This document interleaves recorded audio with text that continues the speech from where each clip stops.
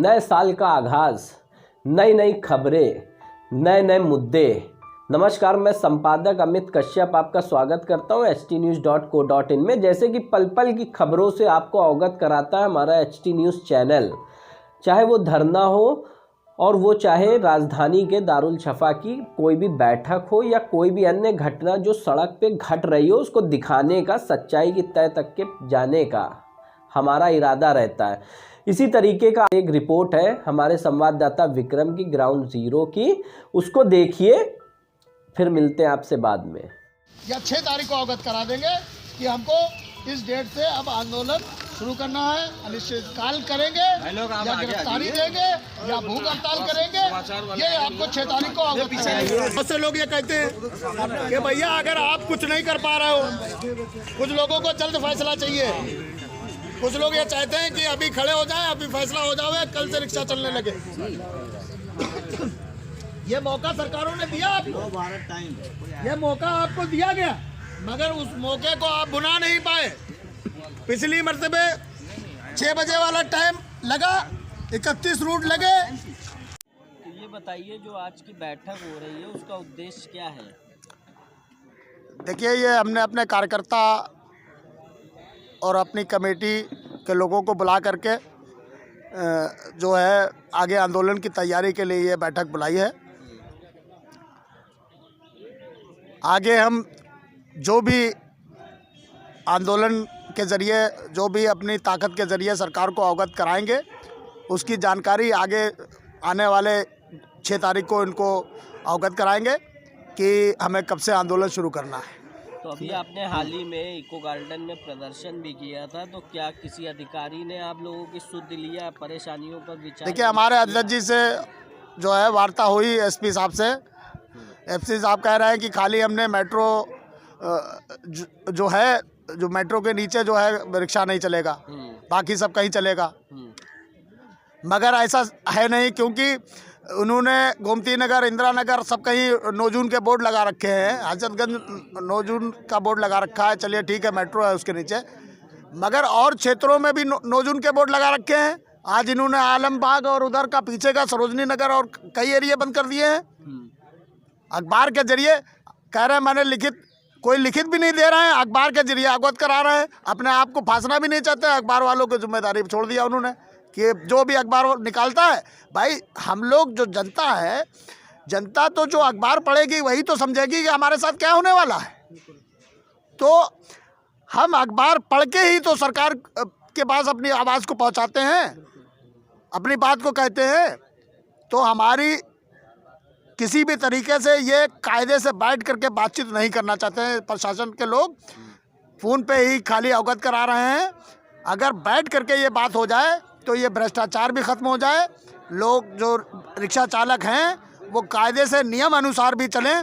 और जो ITO साहब ने 17,222 रिक्शों का जो रजिस्ट्रेशन किया, और उस रजिस्ट्रेशन में सिर्फ 5,000 DL हमारे जो सुनने में है, मैं उसकी जानकारी जो मुझे है कि 5,000 DL ही दिए हैं।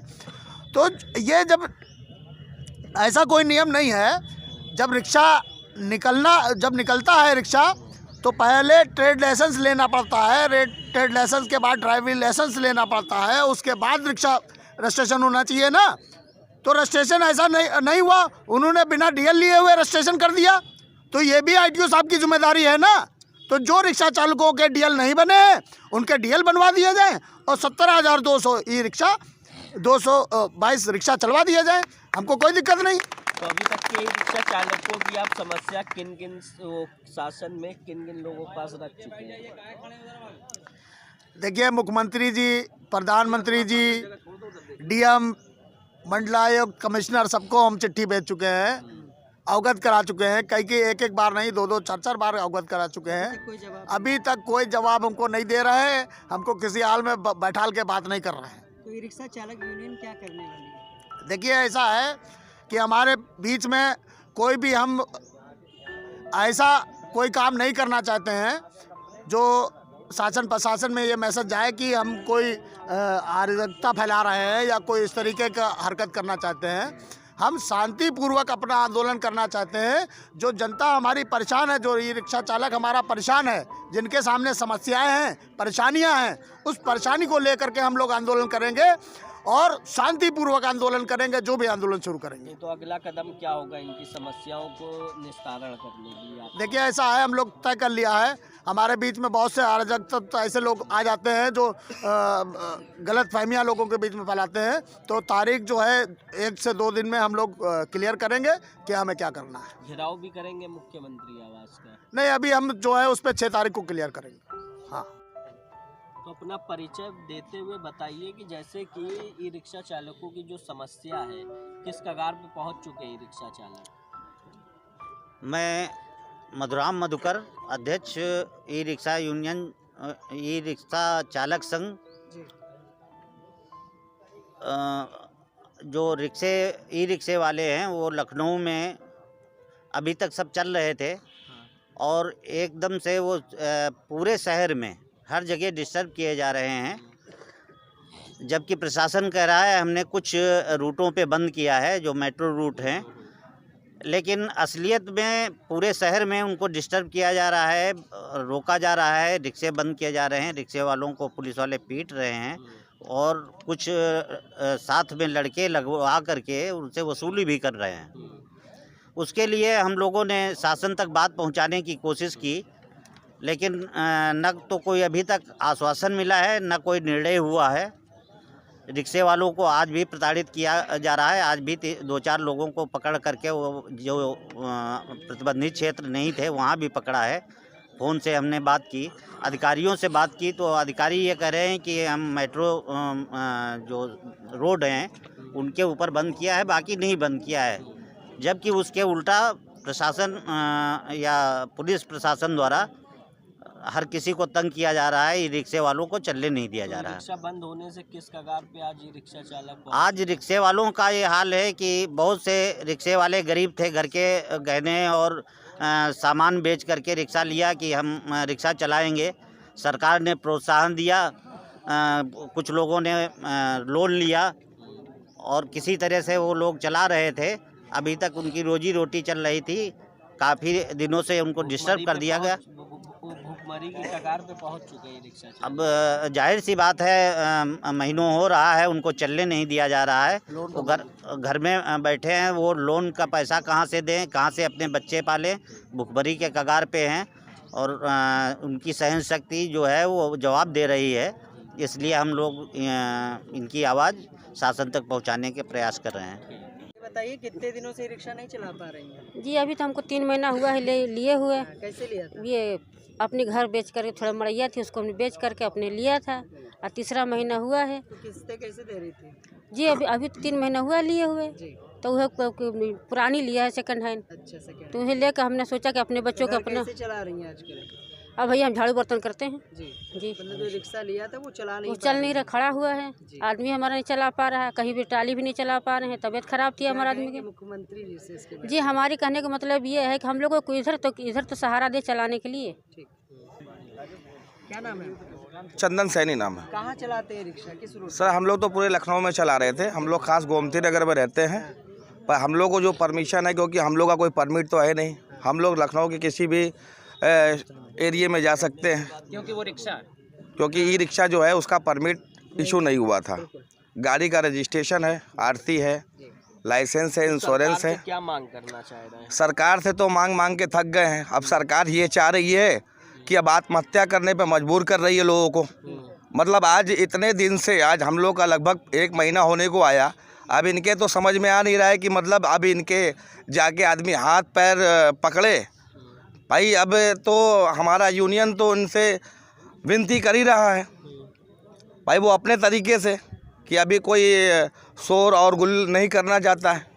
मतलब हालात ये हो गए हैं कि लोगों के अब क्या बताया जाए कि लोगों के घर में अब राशन को भी मतलब ये वांदे हो गए। परिचय देते हुए बताओ, क्या रोजगार करते थे जो आपसे छीन लिया सरकार? साहब हम लोग डेली कम से कम जो है 500-600 रुपये रोजगार करते थे और उसमें भी जो है टोकन भी ले लेते हैं, मार पीट के जैसे भी जी। टोकन बदमाशी का लेते हैं साहब, नहीं देते तो मारे जाते कौन हैं, लेते स्टैंड वाले लेते हैं स्टैंड किसके जी। संरक्षण में चलता कोई वो नहीं है, थाने के थाने के उससे चलता है स्टैंड वालों के संरक्षण जी में चलता है। जी बिल्कुल। पुलिस कोई कार्रवाई करती कोई कार्रवाई नहीं करती है, और आती है उल्टा आती है, मारती है, पीटती है, सबको लेके ले जाती है। टोकन 30 रुपये डेली लेती, नहीं देते तो मारे जाते हैं। कहते नहीं ऐसे देंगे, नहीं देंगे, गाड़ी खड़ी करवाएंगे, मारेंगे भी, ऊपर से जो है गाड़ी भी तोड़ते हैं। और पुलिस के पास जाओ तो पुलिस कहती जाओ अपना समझो जाकर। एरिया में रहता हूँ, रिक्शा चलाता हूँ। आप बोलो फिर से। मैं विनोद कुमार कनौजिया ऐशबाग एरिया में रहता हूँ, रिक्शा चलाता हूँ। कर्जा लेकर के मैंने रिक्शा लिया है और उस कर्जे के ऊपर लोन जो होता है उस पर लोन पर भी है। एक इधर से कर्जा लेकर के मैंने डाउन पेमेंट दिया था, फिर उसका इंश्योरेंस कराया गया था। वो दोनों कर्जे मेरे पर हैं और मैं किसी तरीके अभी लोन पूरी तरह चुका नहीं पाया। मेरे घर में 4 लोग हैं, मैं, मेरी पत्नी, मेरा बच्चा और मेरी माँ। कैसे चल रहा है परिवार? परिवार की स्थिति बहुत ख़राब है। मैं सरकार से विनती करता हूँ, योगी जी से, मोदी जी से, कि हम लोगों की हालत पे तरस खाएं और ये जो पाबंदी लगा रखी है इसमें ढील दें। समझें कि अगर एक आदमी अपनी मेहनत से कमा खाना चाहता है, वो सरकार के आगे हाथ फैलाना नहीं चाहता है, वो अपनी मेहनत से कमा के खाना चाहता है, तो उसको खमाने खाने दिया जाए। जिस सरकार को आप लोग वोट दे के चुनते हैं, आज उसी से विनती करनी पड़ रही है। हाँ, हम फिर भी सरकार से ये उम्मीद करते हैं कि जो आज तक के उन्होंने किया गलती या जो भी जाति की, आप सुधार कर लें और हम लोगों को मजबूर ना करें कि जो हम लोग कुछ भी अनुचित कार्य करें। सर, हमारा नाम चंदन सिंह है, मैं राजा पारा चौकी का रहने वाला हूँ और जो है बुद्ध नगर हमारा मोहल्ले का नाम है और मैं रिक्शा चलाता हूँ। कल मैं सर अमीनाबाद में लेके आया, गाड़ी सवारी लेके आया। उसके बाद में अमीनाबाद चौराहे से मैं जैसे जो है सवारी उतारने के बाद में गाड़ी घुमाया, वहाँ थाना प्रभारी जो है दिलीप कुमार मिश्रा जी, यही मौलवीगंज, हाँ, ये गाड़ी हमारी रुकवा दिया, किनारे लगवाए। सवारी भी नहीं बैठा, सवारी अपने आप जैसे घुमा रहे थे गाड़ी बैठ गई। उसके बाद हमारी गाड़ी किनारे करवाए। उसके बाद गाड़ी जो है कहे कि जो कि पेपर दिखाओ, पेपर लेके मैं गया। पेपर लेने के गए के बाद में पेपर भी दिखाया, DL भी है, इंश्योरेंस भी है, सब कुछ है। उसके बाद में हमारा जो है कि चालान काट दिए। इसका कोई परमिट होता भी नहीं, सब कुछ नहीं होता है, फिर भी चेकिंग करती है। फिर भी चेकिंग कर रहे हैं। कह रहे पैसा दो 500 रुपया, अगर जल्दी कराना 500 दो, नहीं तो फिर जो है कि गाड़ी तुम्हारी सीज कर देंगे। भाई कैसे करने का 500 ले लिया चालान करने का। वो है दिलीप कुमार मिश्रा, थाना प्रभारी जी।